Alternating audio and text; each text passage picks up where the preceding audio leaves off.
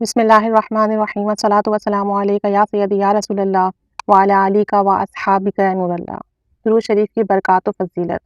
نزہۃ المجالس میں ہے کہ ایک عورت حسن بصری رحمۃ اللہ علیہ کے پاس حاضر ہوئی اور کہنے لگی کہ میری جوان بیٹی فوت ہو گئی ہے۔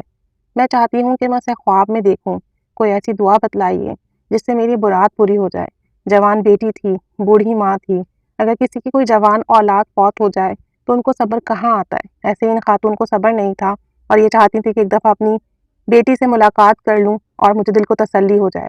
حضرت حسن بصری رحمۃ اللہ علیہ نے فرمایا، عشاء کے بعد 4 رکعت نفل پڑھیں اور ہر رکعت میں سورہ فاتحہ کے بعد سورہ الہاکم التکاثر ایک مرتبہ پڑھ کر لیٹ جا اور نبی کریم صلی اللہ علیہ وآلہ وسلم پر درود پاک پڑھتی سو جا۔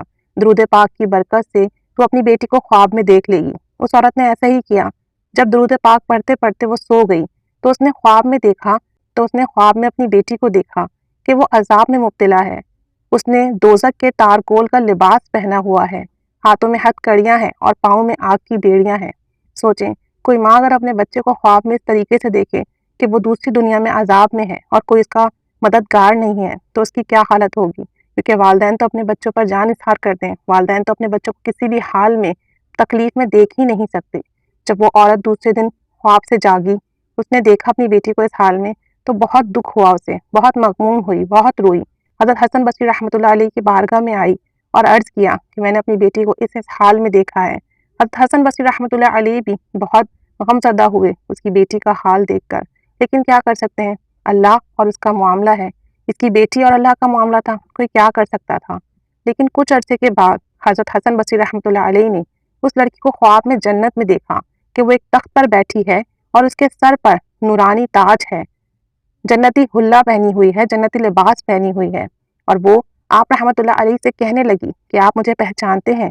حضرت حسن بصری رحمۃ اللہ علیہ کہتے ہیں کہ میں تمہیں نہیں پہچانتا، میں تو تمہیں پہلی بار دیکھ رہا ہوں۔ تو وہ لڑکی کہتی ہے، میں اسی خاتون کی بیٹی ہوں جو آپ کے پاس آئی تھی اور اس نے کہا تھا کہ وہ اپنی بیٹی کو خواب میں دیکھنا چاہتی ہے اور آپ نے اسے عمل بتایا تھا اور اس نے مجھے خواب میں بری حالت میں دیکھا تھا۔ تو حضرت حسن بصری رحمۃ اللہ علیہ کہتے ہیں کہ تیری ماں نے تو تیرا کوئی اور ہی حال بیان کیا تھا اور تو یہاں بہت آرام سے ہے۔ تو وہ لڑکی کہتی ہے کہ میری ماں نے آپ کو سچ بتایا تھا، میری حالت وہی تھی جب آپ سے اس نے پوچھا تھا اور آپ کو اس نے بتایا تھا، لیکن اب میری حالت تبدیل ہو گئی ہے اور اس کی وجہ یہ ہے کہ ہمارے قبرستان کے قریب سے ایک عاشق رسول گزرا تھا۔ اس نے نبی کریم صلی اللہ علیہ وآلہ وسلم پر درود و سلام پڑھا اور اس نے تمام اہل قبور کو وہ درود و سلام ہدیہ کر دیا۔ درود پاک کی برکت سے اللہ تعالیٰ نے نہ صرف میری قبر سے بلکہ ہم 500 قبر والوں سے عذاب اٹھا لیا۔ ان 500 قبر والوں کو اس وقت عذاب ہو رہا تھا۔ سبحان اللہ عز و جل۔ مکاشفات القلوب، یعنی کہ آپ دیکھیں درود پاک کی کتنی برکات ہیں۔ صرف ایک بار درود پاک پڑھ کر ان تمام قبر والوں کو ہدیہ کیا گیا تو 500 قبر سے یہ عذاب اٹھا لیا گیا۔ تو سوچیں، جو شخص دنوں رات درود پاک پڑھتا ہو، درود پاک میں گزارتا ہو، دوسروں کو درود و سلام کی دعوت دیتا ہو، درود پاک سے محبت کرتا ہو، نبی کریم صلی اللہ علیہ وسلم پر ادب سے، محبت سے درود و سلام کا ہدیہ پیش کرتا ہو، تو کیا اسے قبر میں عذاب ہو سکتا ہے؟ بالکل بھی نہیں۔ انشاءاللہ عز و جل درود پاک پڑھنے والوں کی قبر روشن ہوگی اور انشاءاللہ عز و جل جنت میں اعلیٰ مقام عطا ہوگا۔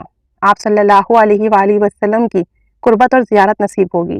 تو درود پاک پڑھتے جائیے، اس سے غفلت نہ برتیے، درود پاک پڑھتے جائیے، دوسروں کو دعوت دیتی جائیے کہ انشاءاللہ عز و جل دنیا میں بھی آسانی ہوگی، قبر کی منزلیں بھی آسان ہوگی اور بروز محشر آپ صلی اللہ علیہ وآلہ وسلم کی شفاعت نصیب ہوگی۔ اللہ تعالی ہم سب کو عذاب قبر سے محفوظ رکھے، اپنے عطاب سے، غصے سے محفوظ رکھے اور ہم سب کے دین اور دنیا اور آخرت تمام معاملات آسان فرمائے۔ آمین بجاہ النبی الامین صلی اللہ علیہ محمد صلی اللہ علیہ وآلہ وسلم۔